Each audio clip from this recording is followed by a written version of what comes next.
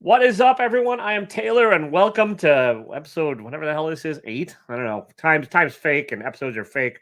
It's Unboxing Match. It's the world's best and possibly only comic book mystery swap show on YouTube. I haven't seen another one, and until I finally see another one, I'm calling it the world's best. We got the one, the only Dustin, comic book poser, backstage, and we're gonna talk about life and comics and whatever. And yeah, he originally was like, "Hey, can you make me a females of a Marvel box?" And I'm like, "No." No, I can't because I'm woefully low on those comics. And so we decided to go a different route, and we're exchanging very weird mystery boxes, and we'll see who out weirds each other. So this one might be a little bit of a competition, but they're normally not. But maybe. I'm terrified of this box. Anyways, let's get him out here. What's up, man? How you doing? What's going on? My kids are still awake, as I was telling you backstage, but Yeah, I'm now 2.5 floors separated from them. So if one of them dies, it happens. Like you said, yeah. more money on comics. But More yeah, money for I'm comics. I mean, extra mouth. One less mouth to feed. in seeing the when you did the your traveling little free library of comics, and we know that each of us like a strange thing. Yes. When we were like, let's do a weird off, Yeah, this I'm is looking gonna be forward to it. the Although I am scared because the box you sent me is goddamn enormous. So yeah. I'll tell you what I wanted to send, and then forgot, and now that Cole's in the chat, he'll appreciate it. You were going to get a copy of Dick Fight Island, and for some reason Amazon was like, it's out of stock. Dick Fight Island, my quest during my spring break this week, where it's just me and Toby at home, I am going to write it as a radio play, nice. and I want to find people of YouTube to do a reader's theater of Dick Fight Island. Yeah, both J1 and Cole are like, yeah. That probably would have won the weird off right off the bat because I don't know. I've never heard of that one. So It's a manga, so nice. it's halfway cheating. So Well, that's all I right. did We got a couple of people that like dick fights apparently, and islands or dick fighting on an island. I Whichever. did pre-unbox one of the things that when I Nice. went to buy it for myself. You have a copy as well, so Cool. I'll tell you, it should be the other slab that you open. Okay. Because one of Sounds the good. things that's in this girthy box is Taylor lurking in a whatnot auction and me waiting like 6 weeks to send the slab because it's like, Which makes sense because you could use the whatnot shipping then. And oh fuck yeah, that's the yeah, greatest thing ever. Where it's like, yeah, just change the weight, and it's like, no. yeah, I literally like, sent and they Cole. technically make you ship it in 2 days, but as long as you print a packing label, you're good. So it's like, all right, Yeah, so your package is like 15 ounces. yeah, I sent Cole, literally, I unboxed 16 pounds of comics from Cole. yeah, I sent him back a box of a similar size, yeah. and he bought one comic from a whatnot auction. I was like, yeah, 7 Perfect. ounces. Yeah, And my that's post office, I'm in a small enough of a town that they don't give a fuck when you walk in with pre-printed labels and boxes. no, They're and like, and it even says cool. on the whatnot terms of service to build build them with Yeah, whatever it is. So it's like screw it. Like and I know, I have not gotten yelled at by no, whatnot at all. Where they're like, I saw somebody on one of Adrian APM's auction on whatnots bought one comic, and then the next round because then you pay the $4 shipping, but then the mm-hmm. very next thing he bought was an entire short box, and that just added $1 for him. So Yeah. it's like, I don't envy Adrian packing up that short box, but Oh, Shutter might be right. You might want to look for some hair. I've got some hair because the last time I was on a Monday live stream, I took my shirt off for 3.5 hours. oh nice. Well, And Shutter won one I'm of the shedding bits like a of. motherfucker, so you're probably gonna get some. Well, it was nipple hair. Oh, perfect. So Shutter in his lab, when I finally send him all of the Saga and Something is Killing the Children in the next day or two, is gonna get that. And oh, Yes, thank you, Navik, for that subtle plug. wait, YouTube can what's get today's things. date? Yeah, and Dustin bought the last copy that was currently for sale on the website. I have to redo it all because I We're had it all like 3 screwed up. days before I can get drunk on green beers, so it's not this page. We're getting there. We're getting there, yeah. Nope, not that one because they got ice cream. What day is it? Today's what, the 14th? I don't know. Oh, it's Pi Day. Yeah, Yep. 3.14. Oh, yeah. Yeah. So March 14th, Bill Saves the Unknown, acrylic paint, Sharpie, pencil, polyurethane on canvas, 9x12. Yeah, there you go. I was making up a lot of weird characters, so that was my little exterminator dude. So, I like this, and one of the things that I'm gonna legitimately do when I can take a bunch of pictures, chips on the house, yeah, Chupstick. is start sharing your art on a daily basis, because I figure I don't have a creative bone in my body, but I share other people's shit. Oh, So well, thanks, man. the more I can share of other people's work, especially in the same ethos Yeah, of making it in your underwear or made yeah, without pants, like exactly. I feel like if I did this, it would be things I did without my shirt on, Nice. and it would be my memoir of just me, like, I bought this on Whatnot when I was drunk. I I think did that's a great this. memoir. That's like the very Harvey Kurtzman of you. You could just, Yeah. Oh, and I see Austin's in the house. yeah. And Right. apparently Cole has an entire bag of mustache hair, which I knew it was a full mustache, but I didn't know it was So, I'll take that.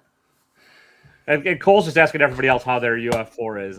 He's got some envy going on, I think. So He told me he was going to rip up a copy of fucking Spidey 300 today. And it's like, don't do that, because I'm waiting on one person to buy a bunch of New Mutants and Something It's Killing the Children books for me, so I can buy a Spidey 300. oh yeah, well you can buy mine if you got enough money. I'm a dirty whore, but I got the I'm a dirty whore too. yeah, I got a multiple signed one that I won that I'm just trying to unload for the right price so I can buy a van and go live down by the river. In a van down by the river. Exactly. So yeah, I don't even have any water tonight. I'm planning this all wrong. But so how we normally do is I'll have you start opening and we can go from there. I really don't remember most of what's in there at this point. I know what the last book is, and that's kind of about it. But you I went ahead and cut like wanted the women of Marvel and stuff. Do you have like a favorite character of at all, or is it just kind of whatever's good?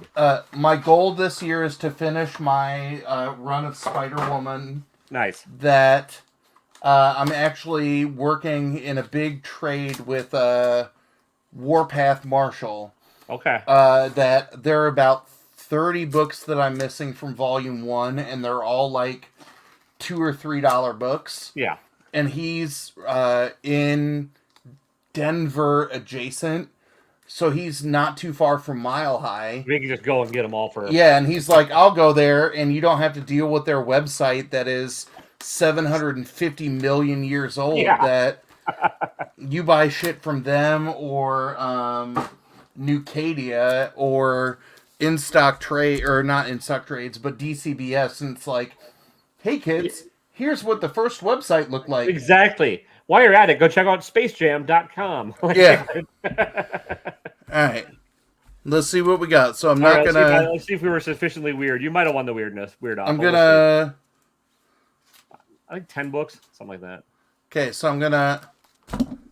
With this last one, and I see a COA. That's all right. Yeah. It's That's fine. gonna be my I know to flip it there. All right.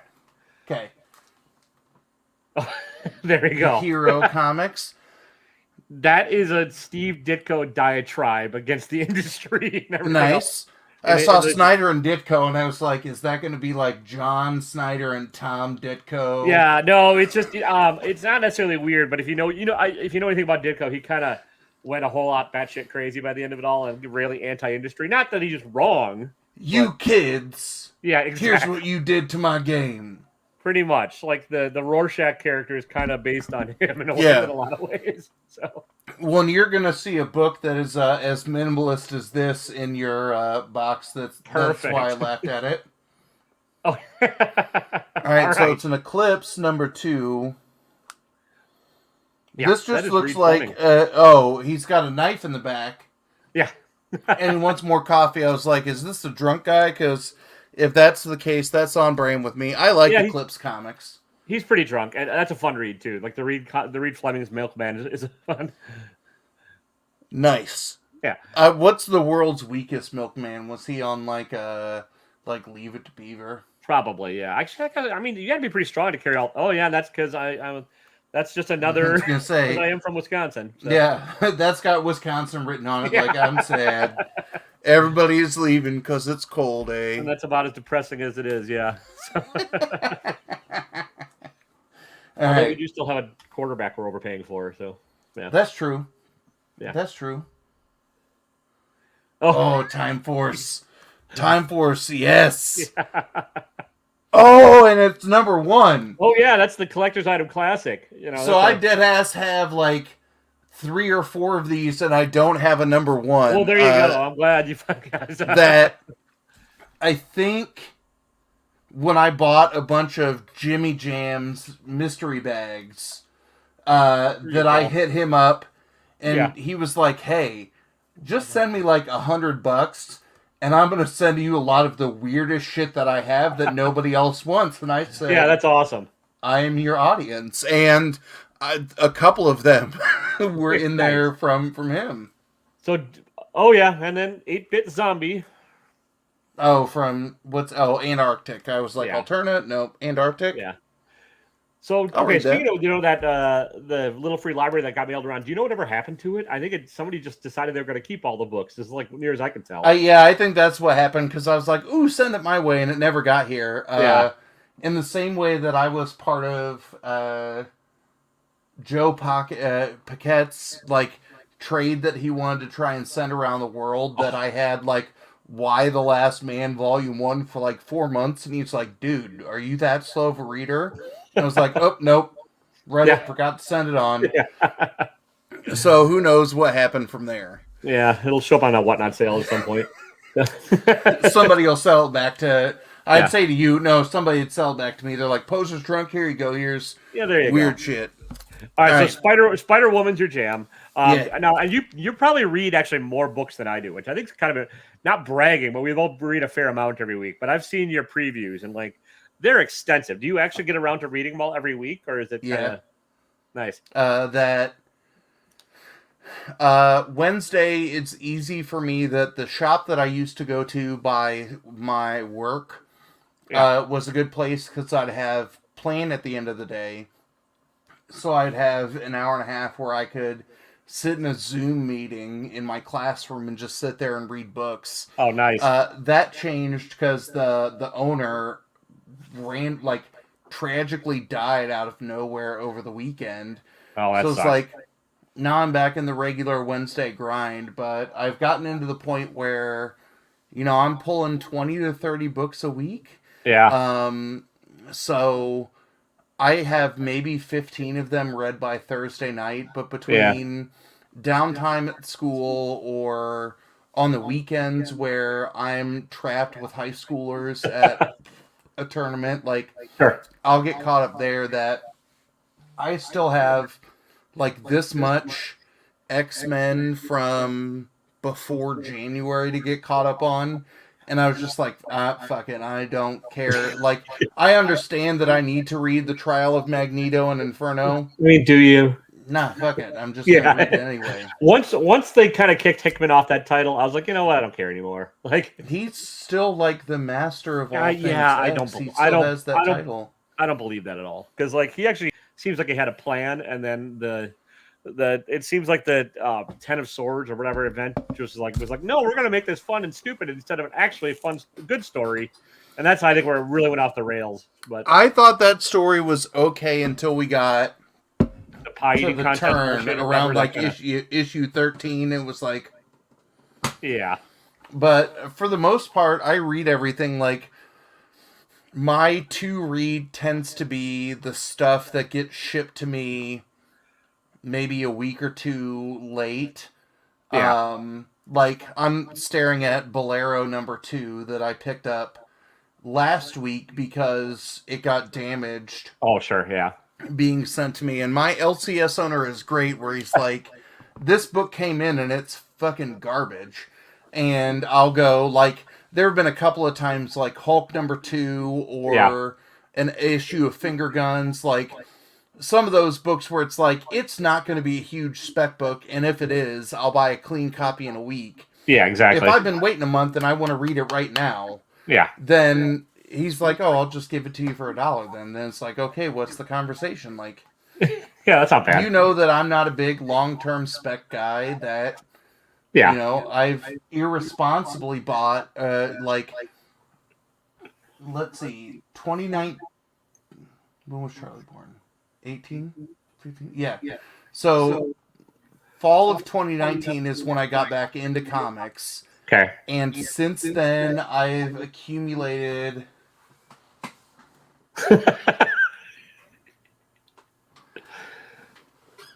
Carry the one.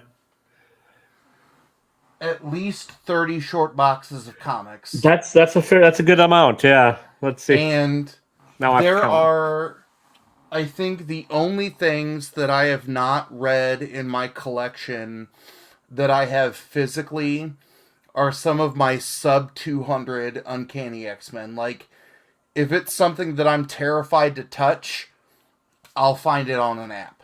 Yeah. That those or previews or digital rewards from Kickstarters that I'll, read to get it before it comes or read to review. That tends to be my only digital reading. Like, everything else that you see around, or when I sell stuff either on a YouTube auction or on whatnot, I'm not picking up 100 copies of some book to go like, haha, here's my Oprah Rich moment. It's like, I picked up an A cover and a D cover because the D cover looked cool. Holy shit. Yeah. I can fund a third of next week's pull list with that Yeah, book. Let's go. that's kind of about how I do it. I'll pick up maybe if I know there's a first appearance coming, I'll maybe get 2 copies, maybe. Yeah. But like, yeah. And also, I just counted. I'm up to 55 short boxes, and I started in March of 2020. So I'm winning that battle, but I'm trying to unload most of them. And I also spent way too much money on that Spider-Man booth for about a year. Not complaining, but that's kind of that added to a lot of my collection. But that's how you were able to make money during the pandemic. Was new books were coming out slow, but JP and crew were like, oh, exactly, we'll hire people to print off and make dope ass variants and exclusives. And people were super hungry for him, and he was giving out dope ass rewards. And so like, I was winning a whole lot. I won a whole lot from him, and I easily paid for what I bought. So it's like, oh yeah, and now he's like making that one free with him. And yeah. So. Have you ever sat in on one of his shows or that Spider-Man booth show on Whatnot? I've watched them. They're nuts. I mean, and the people are spending bank on there. So I'm sad he's no longer on YouTube because I feel like that was his roots, and that's kind of like got him through the pandemic. But I don't blame him because you get people buying like $500, $600, $700 on a bag of 10 books. It's like, ooh, dude, that's on a mystery bag of books. Yeah. Where it's like, yeah, this might be pretty good, and they'll flash a couple of keys in the background. It's like, you might have a ticket for this. $700 later, it's like, I'm scared to, like, I think the most I've ever spent on a mystery box is $300. I'm around there too. I think $250 for the superior boxes and like $230 or $240 for like another one. But like I don't. If it gets more than that, I would rather just save up and buy an actual book I want. Or if I know the value is going to be like way higher, then maybe. But I don't have them. I'm not that liquid, and I'd rather buy smaller books. Well, and those high value, like the high dollar entry point boxes, are things that I bought from friends. Like, if I am buying books from people that I know, I am tending to stock the PC. If I am buying mystery boxes from people, they know that if there's something in there I don't want, I'm going to flip. Like, last Friday on the Madhouse auctions, the people who were selling on my channel for a while and then started their own thing, I spent like $800 on their auctions, and there were 2 lots that, like, I bought a Monster Noctera lot. Nice. That I only needed like 6 books out of, and there were 20. Sure. And somebody else hit me on the back and they were like, I'm looking for these books. That kind of stuff, I'm not going to be like, haha, I'm going to scumbag you out of this. Yeah. Like, if I spent $200 on something and I need 100 of it, yeah, I'll go like, hey, you want the rest for 100 plus shipping? Perfect. Yeah, so where everybody wins. Yeah. that's where I'm at. Like, now, if I win a couple of, like, the only time my reptilian capitalist brain will come out will be like, I won a second appearance of Brainiac Oh from yeah. a super chat giveaway, and it's like, yeah, I'll press and clean and grade that. Yeah. And for that book in a 3.0, I'll get my money back on whatever that investment was. Yeah, at some point you have to do some of that kind of stuff, and that's a cool book too. Anyways, even if you decide to keep it, it's like hell yeah. Like, well, and I think that's, everybody. It feels like right now we're in the peak season of the is speculation killing the comic book game, and I think that's live on Comic Man Andy's channel right now. Yeah, So, yeah. and like I think anybody who flips a book gets grouped into that. Yeah. And it's weird to hear people talk about speculation out of one side. Like, my idea of the guy who speculates is the person who goes in right when a shop opens, doesn't have a pull list, and is like, I need to buy every single copy of Black Panther 3 that you have because I heard Tuesday night that it's hot. Yeah. But in those instances, right, we hear everybody positively talk about making the hobby pay for itself. Yeah. So in these instances, right, if a book lands in my lap that I have zero need for, yeah, right, like if I have a friend who's really into it, then I'll be like, hey, I got it for this much, give me this much. Yeah. But in any other instance, I'm gonna try and get that money to pay for a pull, pay for my grails, pay for fucking kid that falls down, gets sick, pay for I touched a doorknob and my wife is pregnant again. Like, any of those instances, like, it makes sense. I mean, yeah, like, if somebody wants to pay $50 for Nocterra or like Nottingham #1 the week after it comes out, it's like, okay, you have at it. Like, I'm still sitting on my Nottingham #1s. Like, we talk about spec books. Like, that's the only one where it's like, oh, I went spec heavy. Like, I have 5 copies. Whoa. Crazy. Of that first printing of That's like a #1. 1/27th of a Bitcoin. No, it's not that much. Yeah. I get an NFT for that. There you go. Yeah. I think sometimes spec does, like, some of that does happen to fall into your lap. Like, I'll order a first book if I think it looks interesting, and if it happens to catch fire, yeah, I'll turn around and sell it if I don't think it's going to do anything, or if I don't love it. Like the Animal Crossing, I couldn't stand. I thought it was kind of a bad translation. It was hard for me to read. It's too small, the print, and I'm like, yeah, fine. You can pay. Or you can overpay for this, and if you want it, and it's all good. Like, yeah. Or like Cole, who's been popping in and out of the chat, probably because he's holding a baby right now. Like, Cole and I will figure out when we're each going to our shop, and we'll go like, hey, I missed this cover. Can you find this? Or hey, I ran out of this. Sure. And, when I'm my LCS owner, when I pick up a couple of like duplicate copies of things, he'll look at me and be like, you already have that over here. And I have to look at him every week and go, that's my giveaway book.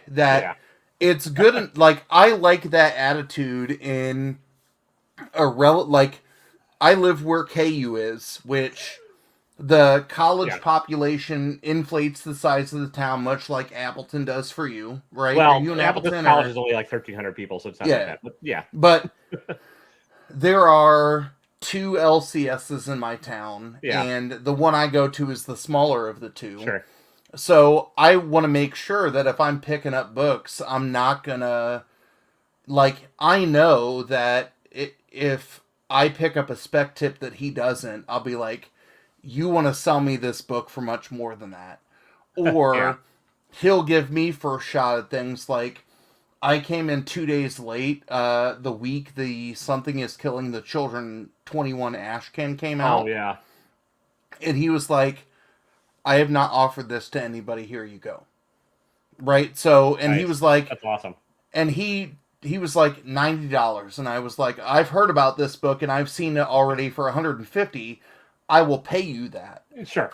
There have been instances where, I've traded things for below value for store credit for that same kind of love. Yeah. Because I know that, while he can make that $3.99 for every single new issue coming out, if he misses something, that's an extra couple of $100 Exactly. that Yeah. he could miss from putting it in the case or on the wall. So it's been good that when I started becoming a regular at the shop, before I started doing YouTube stuff, they were like, "You want to be on the podcast? Because you read a lot." And I was like, "Yeah, sure." And I remember like the second or third issue, we were talking about slabbed comics, and I remember leaning into the microphone in a very ASMR style going, You mean like "What Cole does every it time he mean goes to live ever? Oh yeah, no, that's NPR. Like I All went right. even whispery than Cole, where it's like Yeah, it's true. Cole my Cole is wife like the is gentle. asleep, Hazel's asleep, and then Marshall's asleep in a grapefruit box right next to me. So, like, I think from being in a smaller town or a smaller market, Yeah. like I know if I'm going hunting at a shop that's not, I'm not seeing them weekly, Yeah. then fuck you. If you don't do your research, That's then kind of yeah. I'll Like flip a book. I have 3 LCSs I can drive to. I go to the one every week, and then Yeah. I'll sometimes hit up the other ones for back issues and stuff. But like, I don't expect deals from any of them. But like the one I regularly go to will pull things for me if they think I Mm-hmm. like it, and they'll be like, "Hey, you might want this one," or they'll point out things if I didn't grab it and put it in and stuff. They're like, "Hey, this is a pretty good read." So And that's the same thing that I hear Cole talk about with his shop. That when I got to go visit them when I was up that way for a conference, uh, yeah, like they had things that weren't in their pool, yeah, and Don, the owner of Comic Signal, was like, "I think you're going to want this. You might have missed out on something," and that's yeah, just like two brothers had a video like 2 weeks ago that were like red flags of evil LCSs. Like, yeah, those are the people who put like a sticker on something and then they're like, we'll eBay check it at the door. yeah, But 90% of the time, those are the relationships that we like. That in the same way, I can curate things to my students after getting to know them for a while. yeah. It's the same kind of transactional relationship that both I benefit from getting dope reads, and my LCS owner benefits from, because it's like, oh yeah, he'll give Yeah, more exactly. money. Yeah, and they know you're going to be a regular every week, and like not just be that one guy coming in for Batman Fortnite never showing up again. Like, Yeah, I need every single code. What's yeah. a Fortnite? So, Deadpool's yes, Appleton is in Wisconsin. That's I'm a Yeah, cheesehead. So he's to the south of you. yeah, most of Wisconsinites are. If you're up to the north of me, it's terrifying. It's hillbilly land up there. Welcome to Kansas. That I live in the People's Republic of Lawrence, where anywhere else that I had this Oh yeah, Kenosha. Kenosha's sign up. great unless you have people come up from Illinois with AR-15s. Yeah, I was gonna say Kenosha's great unless you're not white. Yeah, that too. Yeah. So yeah. Here's how I get my own channel canceled. And I don't care. And this was the end of the unboxing match. Thank you this for is where I talking lost. about. This is why my sub count never grows. Yeah. Those two fat fuckers went full critical race theory when talking about weird comic books. Yeah, it's supposed to be unboxing shit, and who brings politics into comics? And apparently, people that have never ever read a fucking comic or ever heard of Stan Lee and Jack Kirby or ever. Keep your politics out of my X-Men. You mean the booklet? That's like No, a big I don't want illusion to for read being about queer. politics. Yeah. Keep the government out of my Medicare. Yeah, exactly.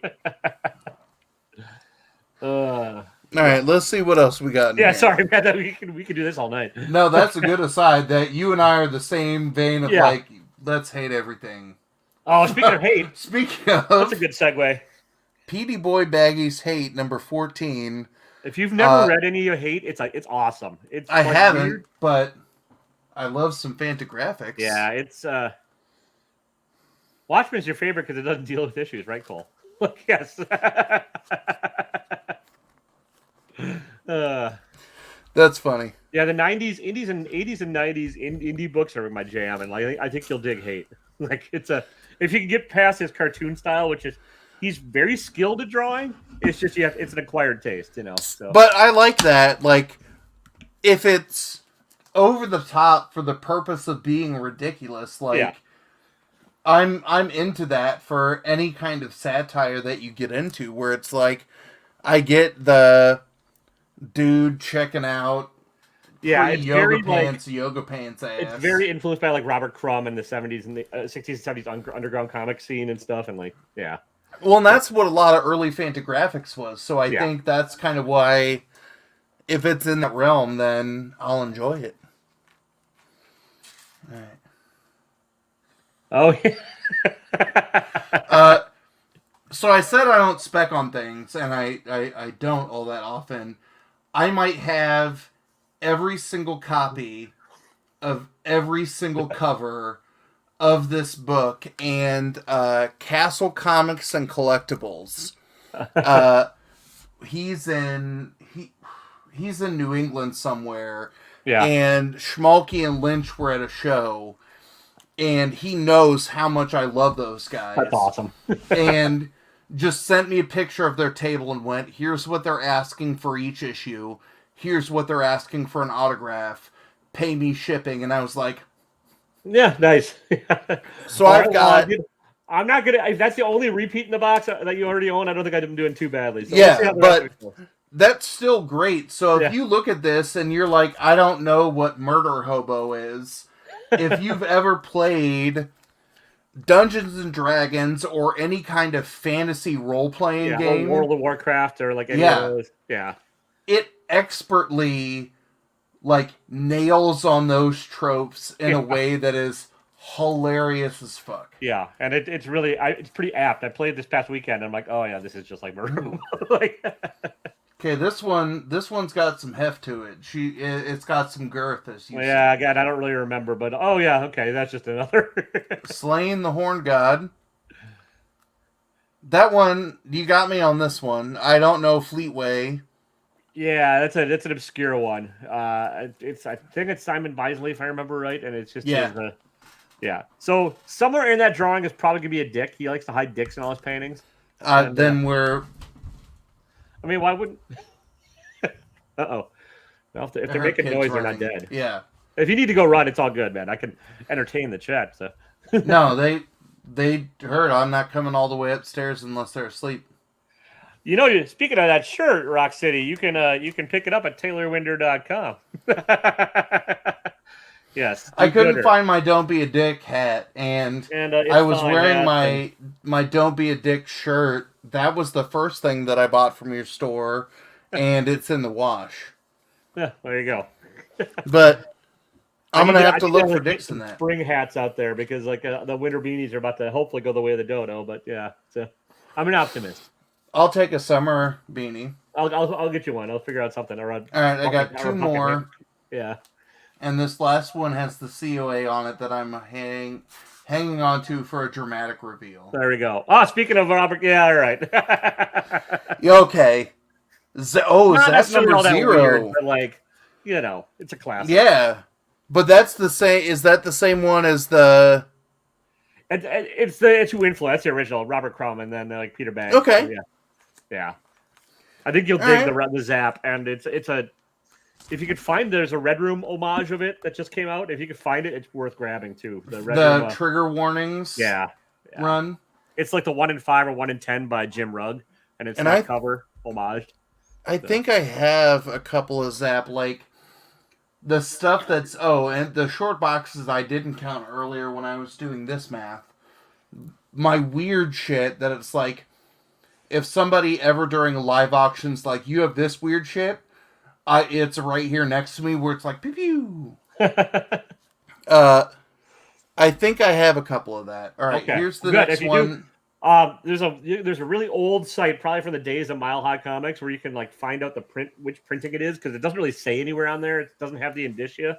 So like, if you have earlier printings, hold on to that and get rid of the newer ones or whatever. But like, that should be a fairly early one that you have. So I'll keep an eye out. Yeah. And then the last thing, I saw Scout Comics on the COA.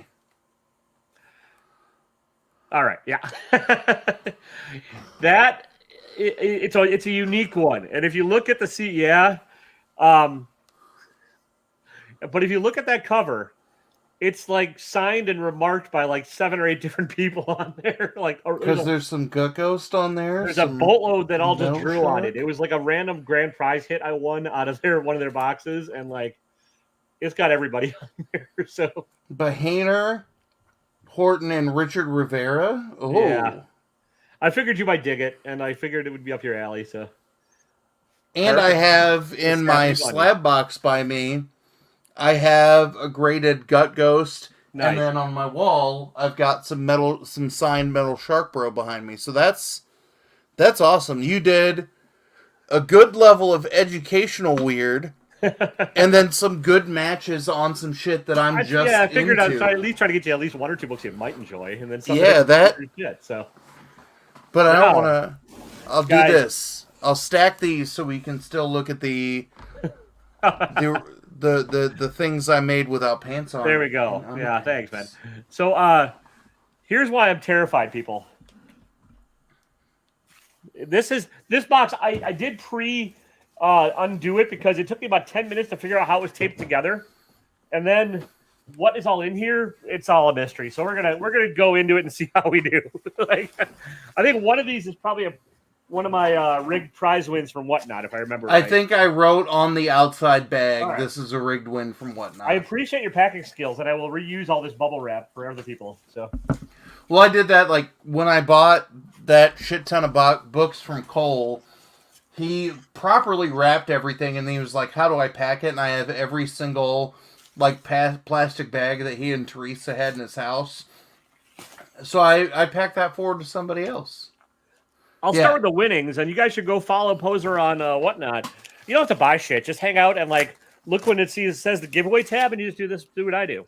No, he sells a lot of good stuff on there, and I honestly didn't even know it was you when I hit the giveaway. I saw it show up on my screen. I'm like, oh, giveaway, and then I didn't expect to win, and then I certainly didn't expect to win a Slabby Boy. So that's fucking awesome, man. Thank you. Weird shit. Matina's Joker. Yeah, that's a cool cover. Yeah. I got that out of a harsh box that I can't remember what else I pulled out of there, and it was like, I don't care about this DC slab. Yeah, I didn't realize there's Deathstroke cover either. It doesn't look like a Deathstroke book at all, but it's very cool. So, thank you, man. And then I have two other things. I'm guessing. Or no, holy crap, man. Let's see what we got here. Like, is there an order or a rhyme or a reason to any of this? Or... that one that you're holding in your right hand. Open that last because that matches my dramatic reveal. All right, sounds good. I will start here then, and then we can have the. Nice. Oh God. I actually did not hate this show back in the day. So well, yeah. I don't know about the comic. I've never read it, but like the show, it was entertaining for what it was. Like, you're about to have a lot of the comic. Awesome. Well, I don't know. Issue 2 of 2. Oh, and hang on, Sliders, The Darkest Eye.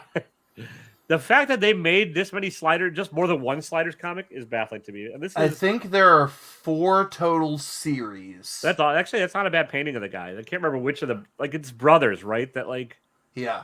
I don't know. I can't remember which one's which, but like one of the guys from Goonies. That's all I remember. And all right, nice. I think this might be a swipe from Unusual Suspects. Yeah. Who's Kaiser Sose? Yeah. Which I watched a YouTube video the other day about how they filmed this scene, and it was all supposed to be very serious at first, but Benicio del Toro had the farts, and so they couldn't stop laughing, and so they just made the whole scene just kind of sarcastic and joking to get the hell out of there because he couldn't stop farting in between takes. So I'm gonna look for that video just to see Del Toro farting. Yeah, Jerry Falwell, right? No, or Caldwell. I can't remember which one. Falwell's a religious guy. I can't remember. Whatever. Yeah, Falwell's the guy who Liberty University. Yeah. There's all right, I got some reading to do here. From Acclaim Comics. Okay, gotcha. I had like nice. Gone. Do not exist no more. These are great covers. Like they're really big painted covers. They're awesome. Imagine if one of these came out now and it was like Peach Momoko made a Sliders cover. Oh yeah. Oh, Bernard Chang. Okay, nice. And Dick Giordano. Sweet. Yeah. Awesome. Thanks you, sir. We got box number 1 out of the way. And then okay, so do you have a favorite villain? Are you a villain guy at all? Or does it not matter to you? Like is it just a story kind of different? I think it depends on the story. Like in terms of Marvel, like, I'm really attracted to Craven. Oh yeah, That I think he's just his level of tenacity and skill is something that is cool without being artificially a mutant. sure. And then I absolutely love Arcade, where he Yeah, can just create the carnival of the insane. yeah, that's awesome. Cole says Namor, no, he's a hero, sir. Yeah, he's misunderstood. He's just like America defending his land. Yeah, and fuck Aquaman. Yeah, Aquaman. Yeah.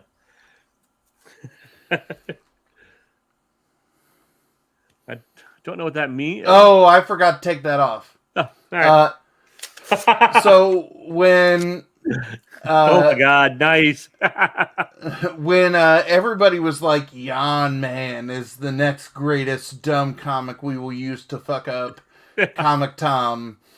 That is one of the few books that anytime I find it in a dollar bin, I will buy it. Because it is a good-ass story. I don't know if there's beyond an issue number 1 of that, because I've only seen the first I will one in the definitely reel. read this one for sure because like this is awesome and this is me. And he's just kind of like, I'm on the cover, and it matches the color of my shirt. Yeah, this is just kind of a portrait of me in the mornings and some evenings, and yeah, like that's just. No, and Cole, wear I nothing didn't but a get mask that one and from gloves and you. boots. That one, that is the last, the pork night that I had in my possession, and I'm on the hunt for more. Cole thinks you got it from him, so Nope. it's possible. Nope. All right. Oh, nice. Okay, I know this title. I don't have it. I've been wanting to read it. Speaking of weird ass sort of D&D-ish, right? Or Chip Zdarsky. yeah. And that's why I love his. So there are like 3 people I pay for on Substack. Chip Zdarsky is not one of them because I'm poor. Yeah. But Fridays is dedicated to new panels from Keptara. Oh, that's awesome. Oh, he's still doing it on there? Yeah. So I think it's been like a 5-year hiatus since we've seen Keptara books. And they're about to come out again because he's like, I've got Batman and Daredevil money, so people will read my weird fucking mutated dog series.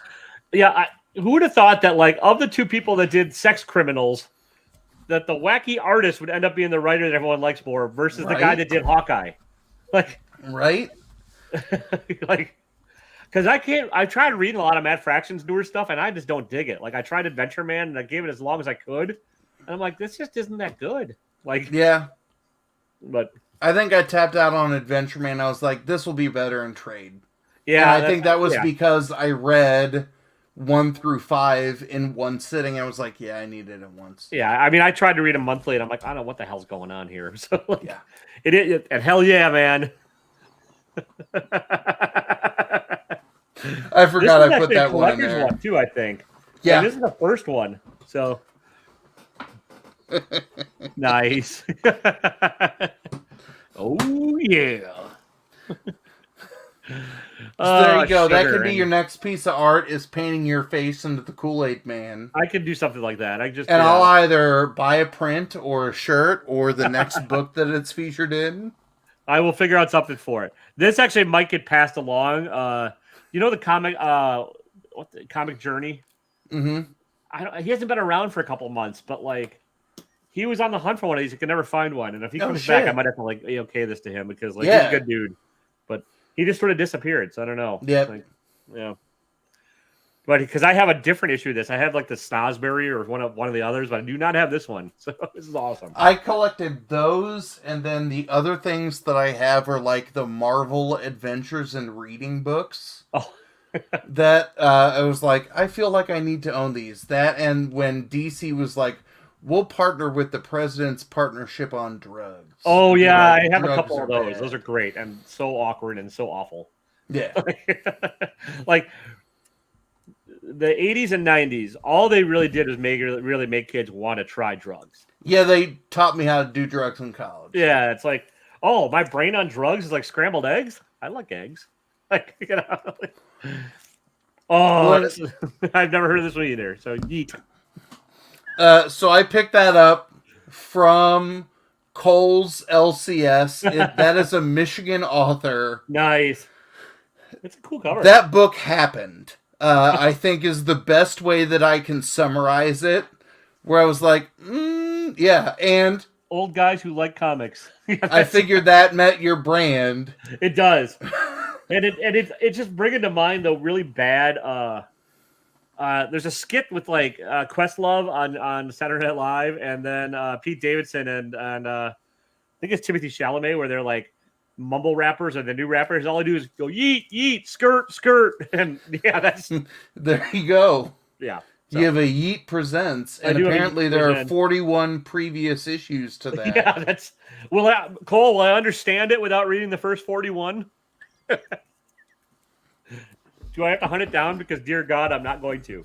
I don't think he read any of them either, because I bought it and then talked about it on their stream when I was in... Because we all did it from Todd's living room that night, and I was like, I don't fucking know what happened in this book, but this was my first foray into Michigan creators, and well, Michigan's a fucked up state, so I mean, you know, it's split in two, and like the UP's its own whole weird little thing that really just wants to be. But he's not a Youper. He's from Grand Rapids. Oh, I know. Grand Rapids Cole is like from, Michigan. so It's like almost normal. You know, like it's the rest of Michigan is just fucking bizarre. So. Like, nice. So that one is interesting. That is a variant cover that I picked up from a Kickstarter project. It's another cool cover, and I don't know anything about it. Yeah. The cover is cool. The story was okay. I think the second volume was up recently. I think I backed it. Yeah. I will give it a whirl. Like I said, I'm going to read all these. Well, maybe not all the sliders. We'll see how bad they are. Yeah. Go from there. But and then, last and not maybe least, this is signed by somebody. So, okay, open that one up. All right. This is why I'm scared, guys. Yeah, Michigan does have beer. Yeah, Wisconsin has beer too. You know, that's all we do here. New Glarus, you might have heard of it. People come from all over. I think. Oh man, I gotta remember how far in it is now.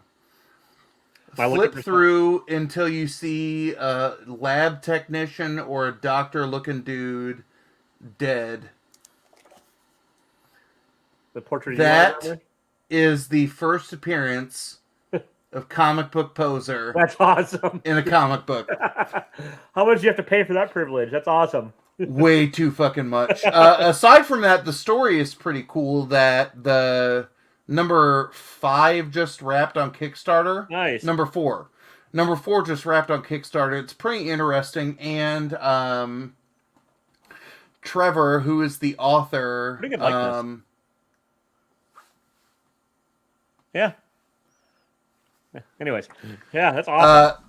That's Dark Knight Nation. Okay. He's got a YouTube channel, but that series has been pretty interesting in terms of what he's looking at with the way that like people, it's superheroes plus like crime, like superheroes like Law and Order kind of. Nice. Okay. I dig it. Yeah, it's sort of like Powers, the comic back in the day, or kind of along those lines. Or nice. Yeah. Very cool. I'm not gonna read it now because that'd be rude. But you know, yes, but New Glarus is just fine for beer. You're right. It's not great, but like I also can't drink beer anymore, and that's the first one I thought of. So, and then we have. Oh boy, hang on. This is gonna take effort because it's like taped up like a son of a bitch. So that one. So I bought yours and mine on Mercari at the same time. Nice. Because it fits in with one of the cornerstones of my collection in terms of the weird. And I decided to let you have the slab because it's fine. Oh well, thanks, man. I don't know if I'm scared or flattered or both, but you know I'll take either. So yeah, all of the above is an acceptable answer. So we'll see how well they. Do you have like a favorite collectible, like a comic or anything? I know you collect Funkos and lots of stuff, but like, do you have a favorite? Not necessarily the most valuable, just like a favorite. So I think honestly, my favorite might be. Hang on, I'll get to So it's a Oh, Metal nice. Shark Bro #1, where, again, I picked this one up on Mercari. I love this, but the other thing that made me laugh is that it's got Walter Ostyle, the author or the artist's name, is misspelled by Nice. CBCS. And I was like, that makes it even better Yeah, obviously. to Yeah. have his signature. And you know they have his signature on file because Yeah, they because gave it a it's fucking verified. gold, yeah. Yeah. And it has a C at the end. Walter Ostell. That's just, the $14 an hour interns that are typing up the shit afterwards that like they don't Yeah. care about. Like, But I like that a lot. I think the only other thing that I have that is super cool is my wife, who does not fully buy into or understand everything that I do, that as long as she sees more packages leave than come in, she's yeah. happy. Nice. When I was first starting, she knew how much I was into Ninja Turtles. Yeah. That in it was either 16 or 17, was the first time that they pressed the original Teenage Mutant Ninja Turtles soundtrack onto vinyl. And she found it at a spot in San Francisco that it's double record, and they're Wow. both decorative print, and she didn't know how limited it was, and it's hanging up with the rest of my slabs. Now, is that the that's Go how cool Ninja it Go is. Ninja Go, or is that from Turtles 2? That's Turtles too. All right. But I'm not a Turtles soundtrack expert. I just knew one of them had Vanilla Ice. yeah, that one I still have on VHS somewhere in my parents' storage unit. But That's a cool vinyl, yeah. there it is. And while you fish out the last things, I'll see if I can fight not just the fucking fold out, but also the adhesive on the back to show the manhole cover discs. But that will also segue perfectly into the slab that you were All right. up. I'm terrified, but I'm not actually scared. I'm not scared of most comics people unless they're written by Cy Spurrier. Because Cy Spurrier is a shit writer. I said it here first.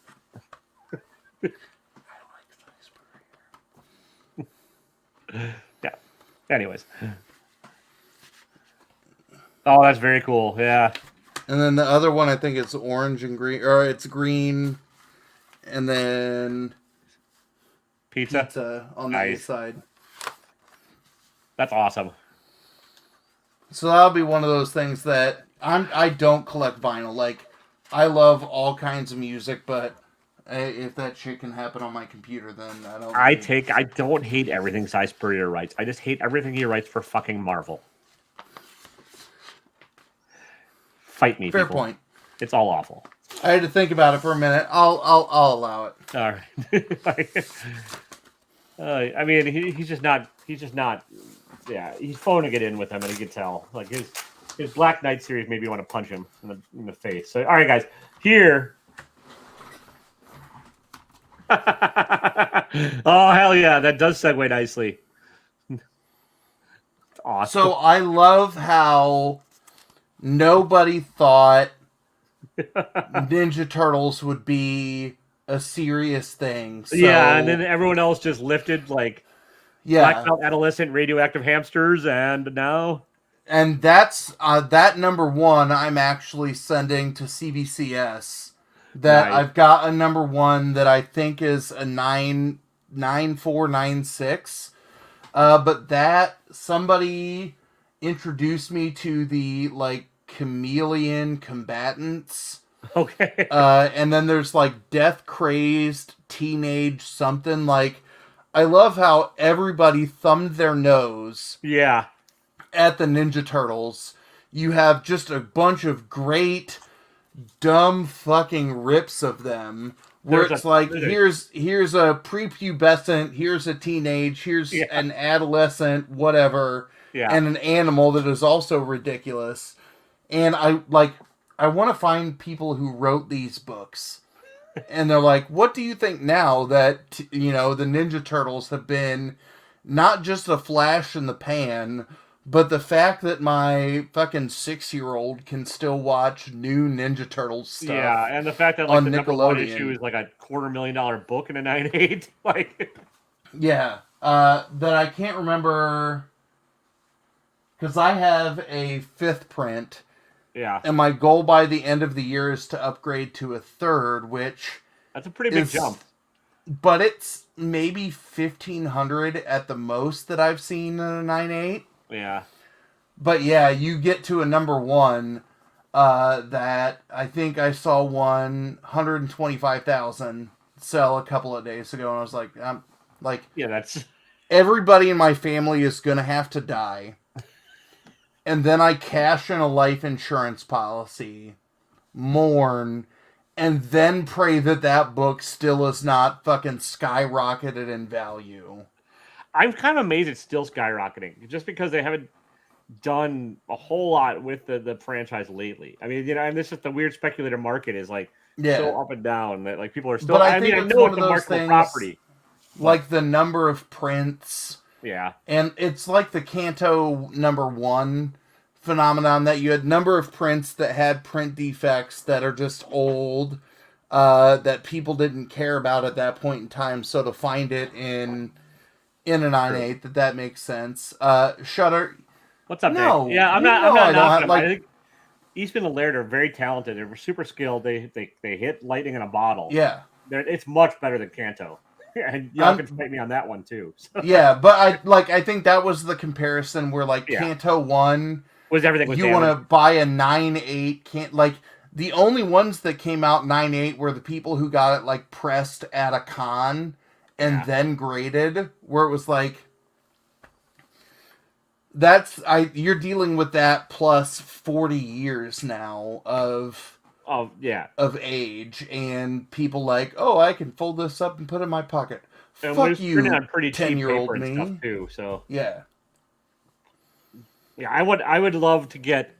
I mean, I like the indie books, but of the from around that era, probably the closest comparison I could think of that I would like to at some point own is a Bone number one by Jeff Smith. But Yeah.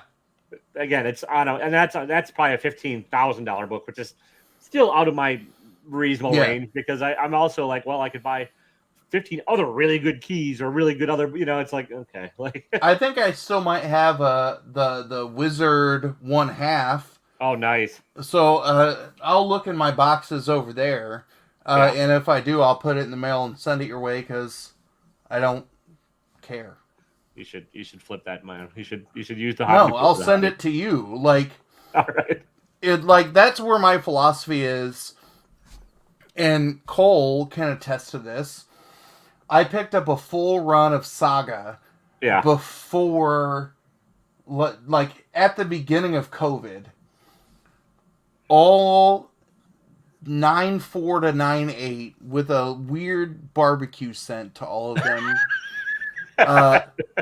for $275. That's wow. That's a very good price. Cole loves Saga so much that his fucking daughter is named Hazel. That And I doesn't bode knew well he for was Cole if you've read the looking. story. Yeah, like he was looking for a first print, had a fifth print. I picked up a couple of things from him, and it was like, when I was drunk in Michigan, I was like, I'll send you my first print for something. So we did it as basically an undervalued cash and trade, where it was like, you're going to appreciate this far more than I am. That if I wanted to flip that book, I would have sold it on eBay. I would have sent it to get graded and then sold it on eBay months ago. Yeah. But Well, I liked the series enough, or could pay it forward, that... Well, then that does sort of lead to another segue. Other than Spider Woman, do you have anything you're hunting for, or anything else that like is on your wish list for this year? So I have to update my list because I'm getting ready to do like my quarter one of 2022, where I'm chasing. So the two things that I was into as a kid and then in high school, and then when I dipped out of comics, were X-Men and Spider-Man.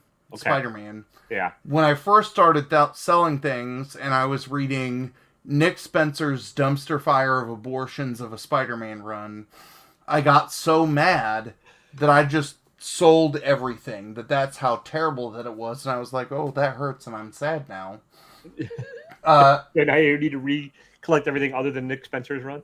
Yeah. So like, Yeah. I got the biggest Spider-Man book I have is a 9/6 certified double signed Secret Wars 8.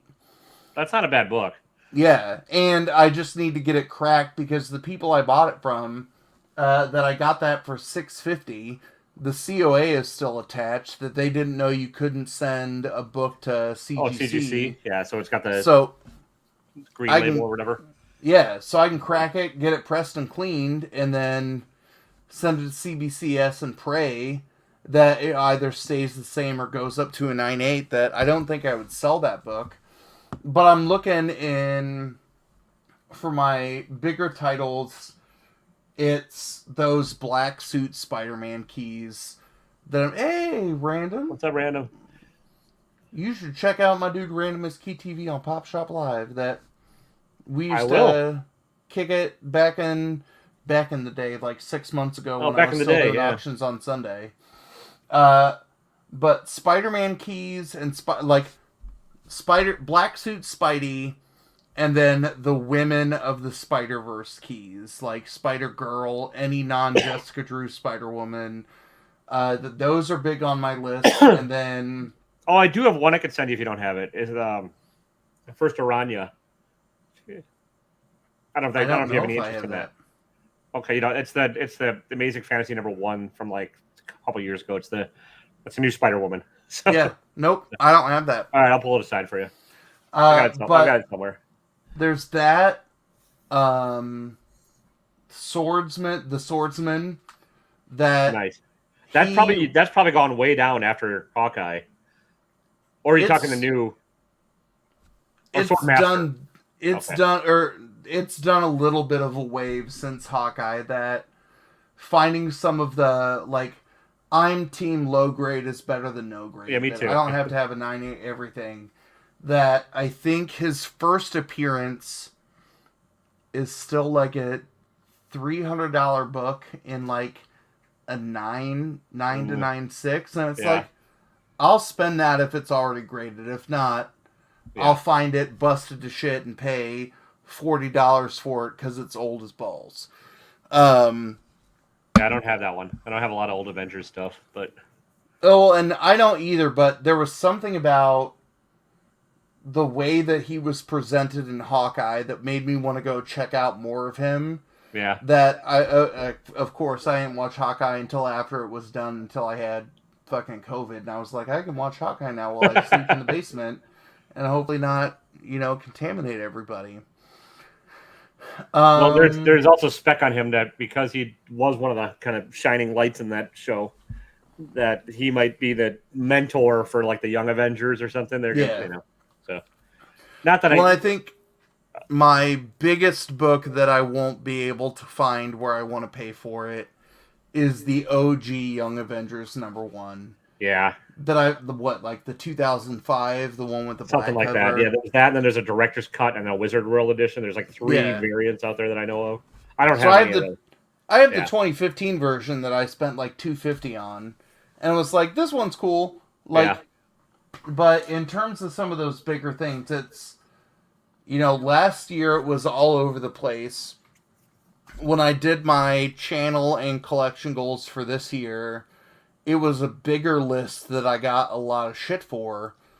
But on that list was a lot of books that were like sub $20. Like, one of the things that I want, like any Spider-Woman was something that I was chasing just because I like Spider-Woman as a character. So Steve Hayner AOK'd me Old Man Logan. It's like 54.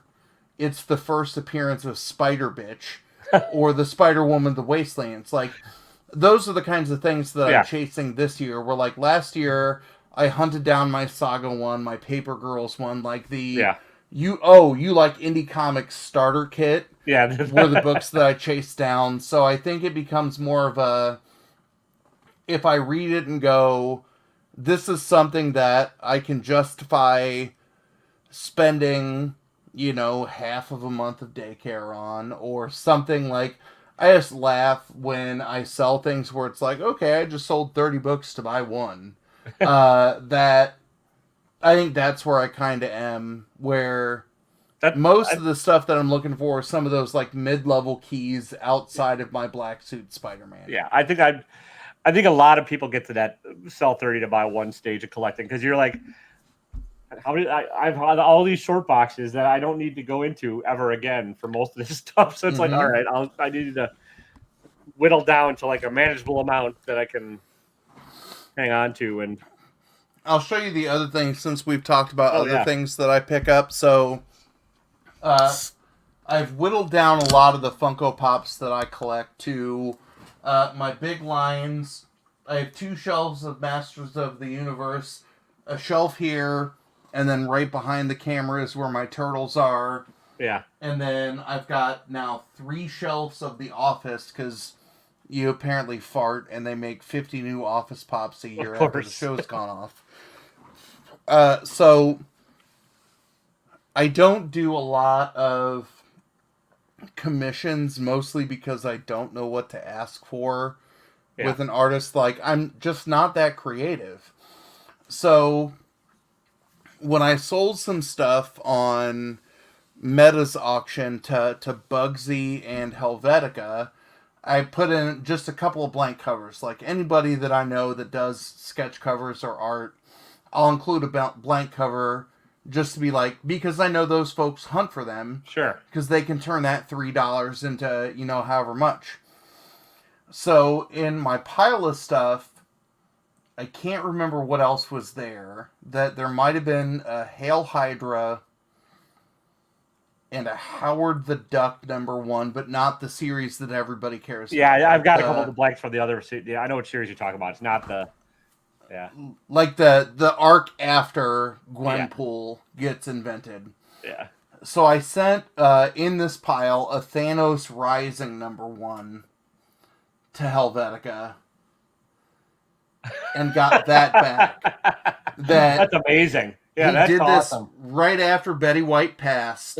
And if you can't read the caption, right, thank you for being a friend. Well, at least half of you, with her wielding the gauntlet.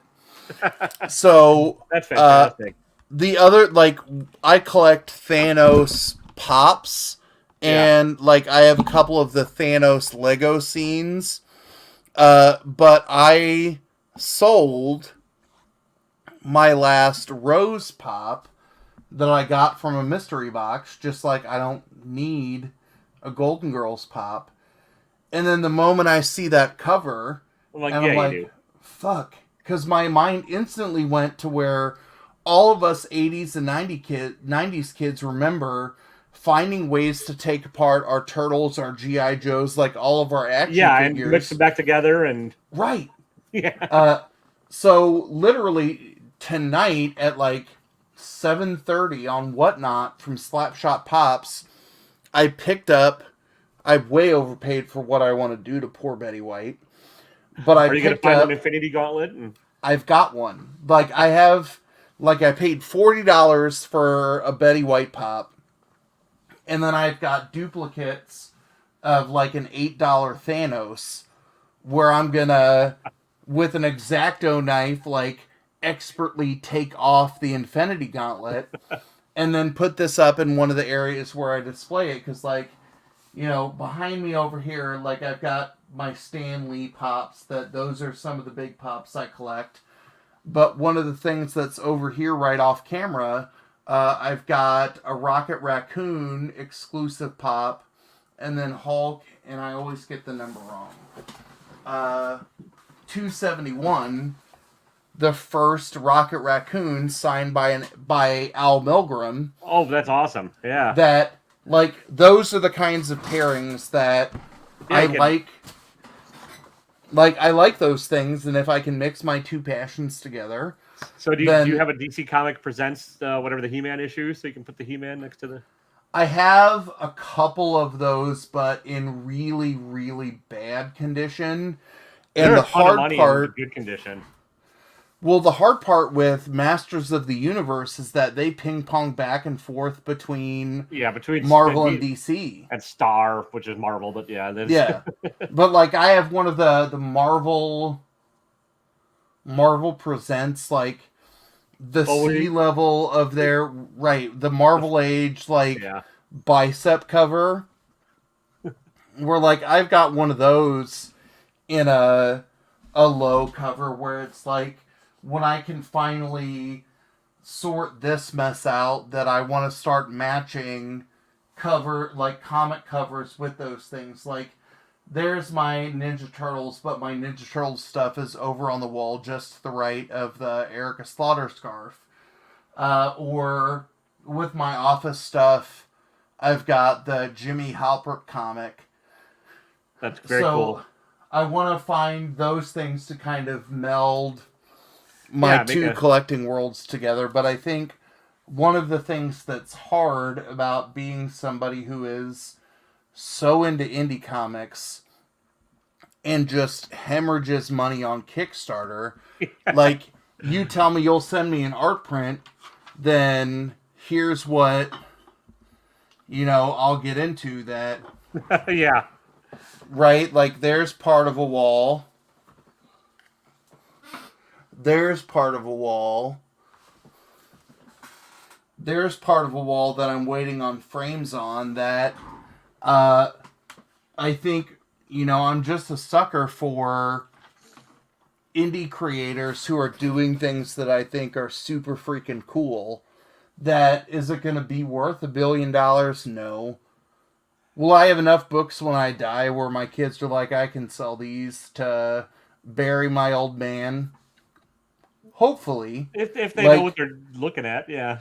Yeah, I'll put sticky notes on them, put casket on this one, and if I am dead on this date, this book sold for this much. Here's your last sell on eBay from this date. Like, I think I'm to the point where your inheritance. Do something nice with it, right? That I think I've figured out mostly what I want to collect from Pops and Comics, where if I can make some extra money on the back end, cool. But if I can chase down the things that I'm really into, then that's what gets me excited. And Nav's Comics is right. See you, Kenneth. Have a good one. See you, Kenneth. But yeah, and that's one of the hard things about supporting creators around where I'm at, that like some of the most famous people in comics are 3-4 hours to the west of me. Like from a contemporary setting, Cullen Bunn lives like 3 hours from me. You should go smack him around and tell him to slow down. He's writing too much shit. I know, right? And I fucking buy like 12 copies of all of it. But like him and Baltimore Rivas, like those are the closest to, and Rivas is doing DC covers now. Cullen Bunn did some Marvel for a while, but is just running the indie horror circuit. He and Peter Milligan are both slamming, like they're like, oh, here's a new mini every week. It's like, right? Where if I want to support people around me, like Nav's Comics is talking about, I have a shop that they make most of their money being a print shop for the university. Okay. But now, like, zines are the new, like, local self-published indie comics kinds of things that I've, supported some of those at a low, as much as I can hemorrhage in those instances, but it does get fun in those instances, but it's like, hey, can you be my printer paycheck? And it's like, I don't have $600, $700, $800 right now. Like, ask me that question in a month and I could save and flip to do that, but not right now. I like supporting the Kickstarters when I can. It's just, and then there's also whether or not it actually will ever come out, and like it'll be a year after you send your money out, and you're like, oh, I forgot all about this kind of thing. Oh yeah, cool, but it's like it's hard. That's what. Yeah. This short box is right here. That's all of the Kickstarter shit that has come out in the last 18 months that I have not read yet. Wow. Yeah. That there are a lot of things that, and I think that's the downside of people like, will you review my comic? Where it's like, ooh, I like this and I want to see, fuck, I gotta pay you $20 now? Okay, fine. Yeah. I need to start doing more of it actually, and start reviewing and interviewing people and stuff too. I haven't done a lot. I mean, I review shit every week, but I don't. Yeah. I haven't done like. I've had a couple people that I haven't really interacted with, and they're like, they know I do reviews, and then they'll send me like a PDF or whatever. And I'm like, I just haven't gotten to it yet. And I feel like a dick, but it's like, and that's the hard part of somebody who's like, this is going to be published in like 6 months versus like, yeah. Hey, can you talk about this tomorrow or our Kickstarter won't get there in like 5 days? And it's like, this had good pictures and the story is fucking weird. That's why they sent it to me, because I like weird shit. Yeah. Like, but yeah, like interviews are fun. Last week, we interviewed David Hazan. This was my second time to get to talk to him about Nottingham. And I interviewed him before FOC for issue number 1, where he was like, I think this book could be interesting because Robin Hood is fun to write about. And the first question I asked him out of the box last Thursday was like, do you just fucking walk around Australia with a big old dick swinging around like, fuck you? You know, my first issue went to 5 printings and I set records for my publisher. And he's like, I hope you all like issue 6 when it comes out in April. And it's like, I like seeing that, you know, he's that humble, and he's a good example of a lot of indie creators like that who stay humble and stay hungry. But, you know, at one point, like, I asked him the stereotypical, like, what would you write if you could for a big box? And he was like, Obi-Wan Kenobi. So I know if we see a David Hazan Obi-Wan Kenobi comic in the next like 5 years, then that's where he'll be like Elvin Titus Dung swinging around. Like, it's fun to have those conversations with, especially indie creators, because they're writing comics as like their side hustle. Yeah, and they're just trying to figure out a way to make it their day job, usually. Yeah. Because I interviewed like Matthew Erdman, who it was when Terminal Punks number 1 was about to come out, and he was like, I'm still doing social media for companies and things like that. So I think that's where it's fun to talk to indie creators, because much like we do this as our hobby or our side hustle, like their passion is their second shift job of creating, of writing, of illustrating. And they're all trying to figure out a way to make it go, like we all are kind of too. I mean, maybe not you, but I would love if I could figure out some way to make this kind of thing a full-time weird and it's fun to watch those come together, because our passions are the same, that we want to celebrate what they're doing, they want to do what they're doing, but you get some of those moments where it's like, this is fucking awesome, and they're like, how much money are you gonna pay me when you say that you like it? Like, is my issue 1A gonna sell out? Like, it's fun to watch those things together, because the number of people that I've been super high on with their first or second book that have sold out have been equal to the number of people who are like, this Kickstarter is going to be the thing that changes the game, that doesn't get funded. Yeah. But it's fun to attach to those journeys at times, because you're like, I like what you're doing enough to, if you're going to value my time to talk to you about it, then I'm going to super appreciate what you're doing, because, you know, I can ask you questions about my hobby and you can answer questions about what you're trying to escalate into your career. And I think it's super fun that way. Yeah, I just need to like reach out to people and stuff, and I haven't done. That's part of I've been weak at, is like, I should just try and get a hold of some folks and see what they say. What's the worst they're gonna say is no. I don't care. Like, I get told no all the time. But who are the 2 people I started DMing on Sunday? My next 2 hunt downs that are way out of my league are Cy Spurrier, because after that Gwenverse hope he's not issue, watching this channel. He's not watching this channel. But like after that Gwenverse issue, I was like, you wrote some weird, like wild shit all over the place. I want to see where your head's at. Plus, I love your indie comics. Not Spur. No, who? Not Spurrier. He didn't write Gwenverse. That was No, who?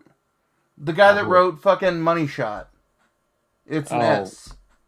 Yeah, I have to Google it. But You were making fun of Spurrier earlier. yeah. Money Shot. Hold on. Tim Seeley. There you go. Yeah, Tim Seeley. Just to make you get up and then run, but yeah, it's a. And then Al Madrigal, who's writing Primos right now, is like, I would fucking love to talk to you because I listened to your comedy when I was high as shit in college. And now you're writing a comic that's not just about Hispanic representation or, you know, colonialism, but also Hispanic superheroes. Let's go. No response. I mean, you're not gonna get every. You can't win on all of them, can you? That's kind of how. Especially like if people hate like I think a lot of writers, especially, kind of hate social media.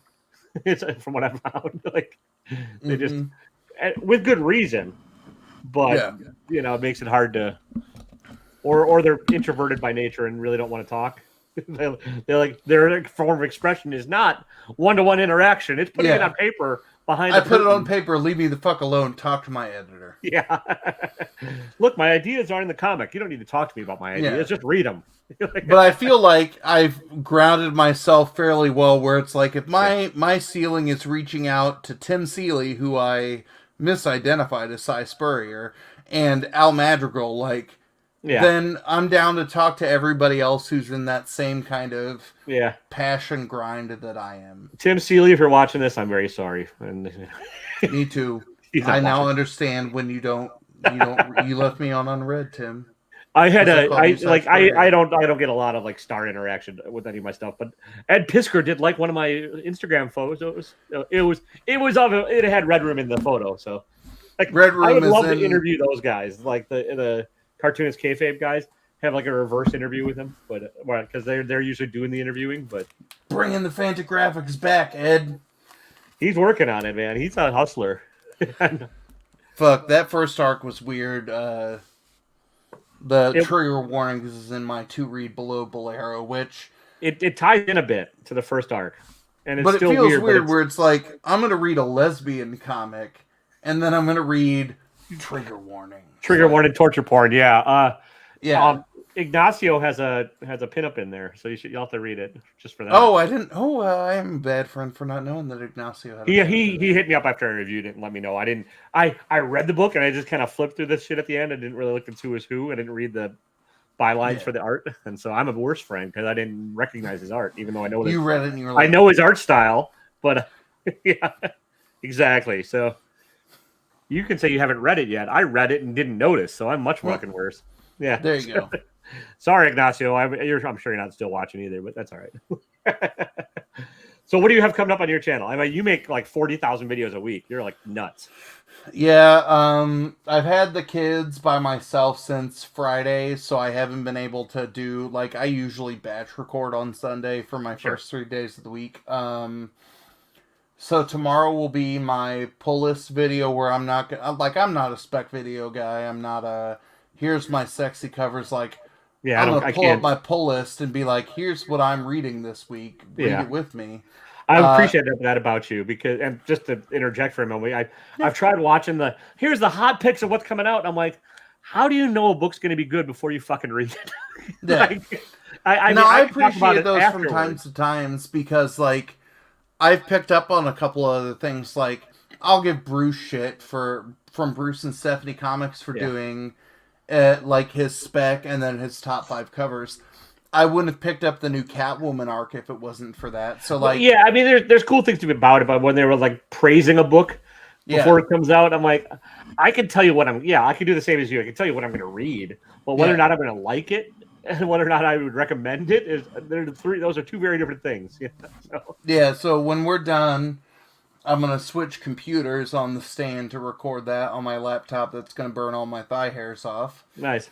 I can send you the one that was attached, the nipple hair, if you want it back. It was on the sliders number 2. So yeah. I don't know. Wednesday and Friday will be some kind of unboxing videos. Thursday night is when we do shop talk, which tends to be definitely me, Jay Bob, and Jellyfingers Comics. Cole from Cole's Comic Yeah. Claims has been showing up when Marshall's not being too much. And then sometimes we'll have AM or KM pop in. So Thursday night we'll talk about books that have come out in the last 2 weeks plus random shit. So our plus random shit for this week is to try a wait don't tell me style comic book news quiz. All right. And depending on how the questions I come up with the panel, maybe the week after we will invite somebody on where, I won't do the sexy voicemail message for them, but I'll do a giveaway. But we do that, and then I've started using Discord a lot when I'm not doing live things on YouTube. So Wednesday and Friday we've started watching the AEW wrestling stuff, and then Sunday we do movie night where the first movie we watch is the MCU in timeline order. So we just did Iron Man 2, so we're up for Hulk this week. Okay. And then we pick a random B film. So we've Nice. done like the Roger Corman Fantastic Four. We've done we did Snakes on a Plane last night. So we're gonna go with the Edward Norton tie-in, and we're gonna watch Rounders for the second movie. Oh, Which, with the amazing Russian accent. yeah, pay that man his money. Yeah. Which that is probably the best B film we'll watch. Oh, because we watched Super Mario Brothers the week before, which is just an abortion of awful, but so good. Yeah. And John Leguizamo looks like a baby. And I'm going to try and put some kind of contest with that. So tomorrow on Instagram, you'll see me share Snakes on a Plane parody posters where, like, Cole did posers on a dozer. I think I have a full quote on there. I did, yes, yeah, it's fine.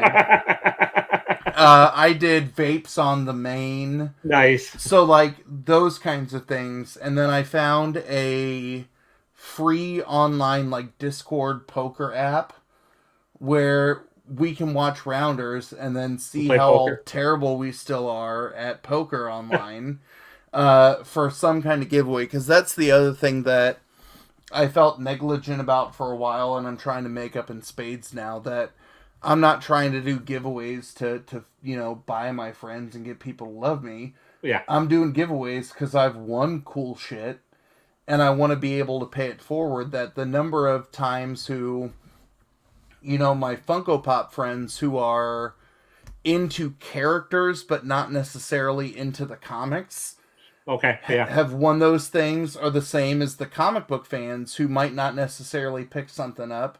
Where it's fun to send those out, because when I was on Popping Around the World 2 weeks ago, Eric from Two Boys and His Pops loves both. He's like me.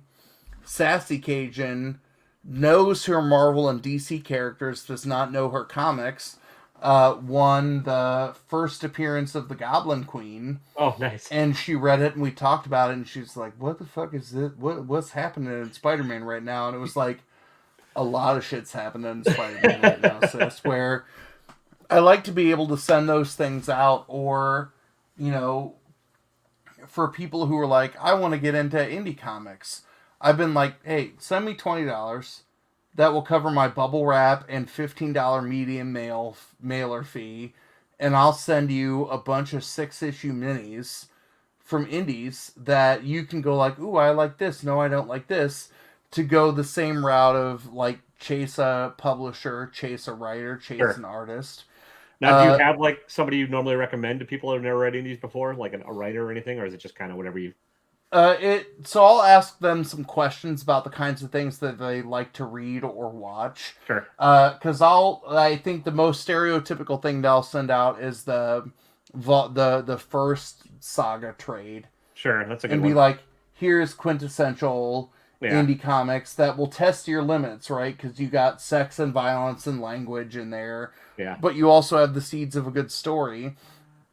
I tend to recommend Jeff Lemire a lot to people who've never read indies before because he's an easy one in usually. So, and yet Jeff Lemire is interesting just because he doesn't seem to tell the same story twice. Like he's got themes that he definitely touches on themes a lot of like abandonment and fatherhood and like But I think you're right. He does, but he also does like nice, concise 5-issue things where he's done sometimes. Yeah, or and ongoings, which I dig because like so if I want to send somebody something, I'm like here's a story. It's got a beginning, a middle, and end. Yeah. Catch up and you're good, you know?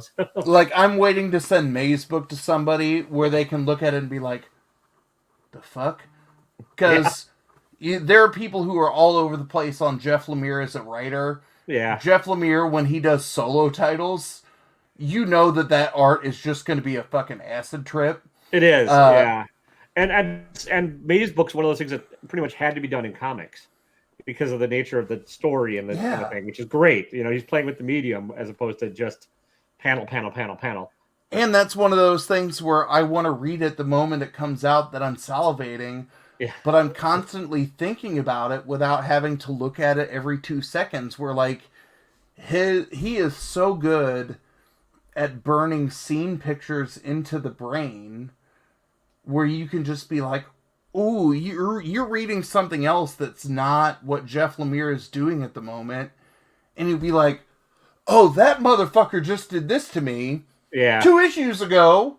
I can't remember things that I read yesterday. I read this fucking Jeff Lemire book 2 months ago. Here it is, ping-ponging around my brain. Like, yeah. Jeff Lemire and Round V is another one. Like the Many Deaths of Leela Starr. I think I'm going to send that out to a lot of people. That book was beautiful. Unlike Cole and those fuckers that didn't pick it as the book of the year, you goddamn sons of bitches. All I remember was getting mad about Nottingham and that I just black out. Yeah, I don't know. Like it was fun to watch their awards because like I agreed with almost all of them or disagreed with almost all of them. But yeah. Well, and random's right. Send Good Boy. Good Boy is a great title. I didn't dig the first issue. I just thought it was okay. I'm like, it's John Wick in reverse. One? No, I didn't because it didn't hook me enough to like do it. And I'm trying to get. I know I should get into 2 issues, but I just like I have a snap judgment, and I'm like then I'll maybe pick it up and trade when it's done. I think that's what hooked me because I got to read 1 and the first like 6 or 7 pages of number 2. Okay. From their preview process, and I was like, so it's John Wick in reverse. Yeah. But it's done real well. Okay, I'll trade weight it and I'll get the second. I'll get the first volume when it comes out. But. Yeah, it should come out beginning of April because David, the second volume is starting I think mid-May. Okay. Yeah, and I know is that AWA? I can't remember who's doing it. Source Point. Oh, Source Point. Okay. Because there's a couple companies where they'll just like do a volume and then if it does okay, they'll have a second one. I'm like, God damn it, just end the first one right. Well, that's AWA where they're like, we'll see by issue 6 if you get a to be continued or the and then which leads to kind of some goofy writing like Maniac in New York had a weird non-ending to a first arc because they're like, just end the damn arc, just do something.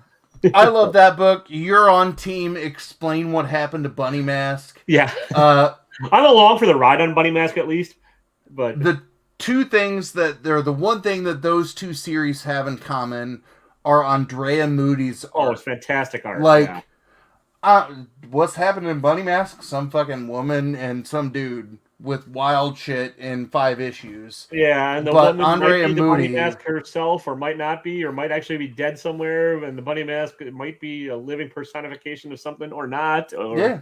Andrea Moody makes it look good. It does. It looks awesome. I will spend $4 a month. At least $4 a month per book that he's on for his art because it's that excellent. Yeah, he's up there.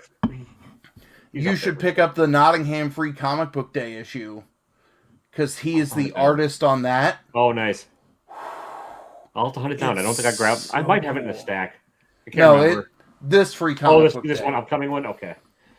Because Nottingham got pushed up, so Shane Connery Volk, the artist on Nottingham, was finishing pages. Yeah.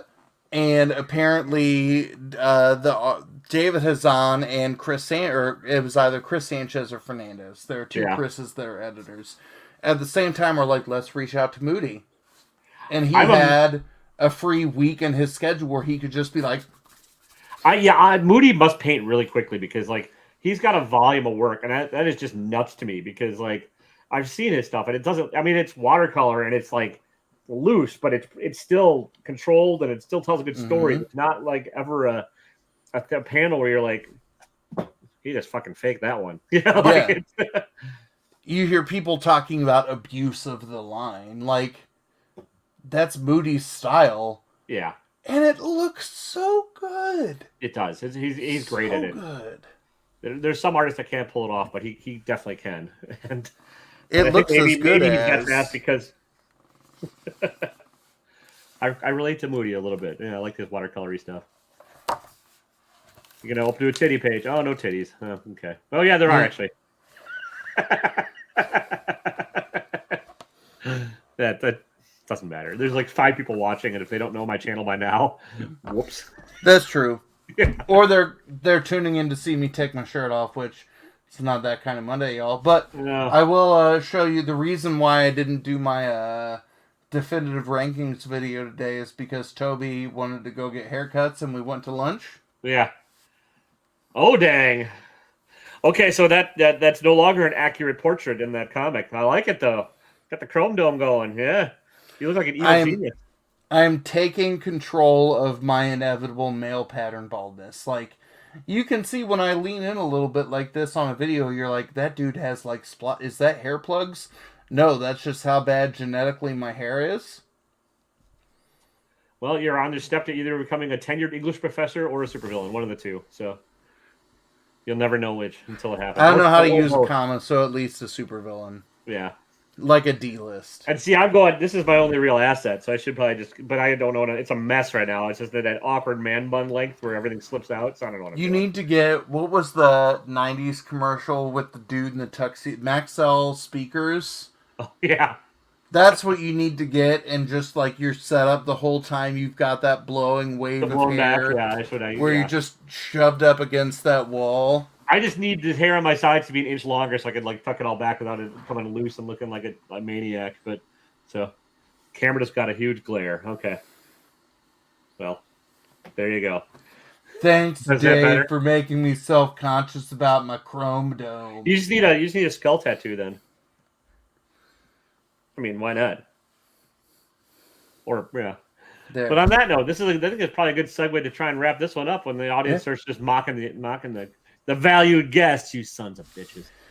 David is religiously in movie night, so he's waiting for moments to troll me. There's a chance I might be able to drop in. I used to have content on Sundays, but I think we're going to move it to Tuesdays because I was doing Cranky Comics with Eddie on Sunday nights, but I think it's going to be a Tuesday channel thing for us now because I want Sundays free to do other shit. Honestly. Yeah, come watch. Come watch questionably okay Marvel movies with us. I like, they're all about the same. Well, you watch one Marvel movie, you've kind of seen most of them, but I'll come watch them.